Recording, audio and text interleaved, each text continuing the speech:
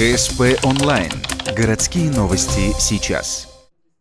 В Ухтинской общественной приемной главы Коми прошла прямая линия на тему «Порядок выдачи документов из Государственного фонда данных». Это хранилище документов занимается в первую очередь землестроительными делами, данными по установлению охранных зон и внутрихозяйственному землеустройству. Проще говоря, всем, что касается границ размежованных участков. В последнее время тема актуальна, особенно в пределах садово-огородных товариществ или дачных хозяйств. Все стремятся документально удостоверить свои владения, но не всем для этого хватает документов.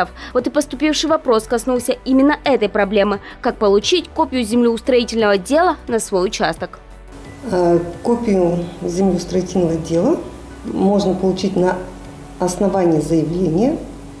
Заявление пишется при личном приеме. То есть можно ознакомиться и с оригиналом, и получить копию. Для этого необходимо предъявить удостоверяющий документ. В общем-то, все. Написать заявление можно по адресу улица Бушуева, дом 18, второй этаж, кабинет 212. Если вам не очень удобно идти на личный прием, можно отправить запросы по почте. Но это касается только копий. Оригиналы из Государственного фонда данных выносить нельзя.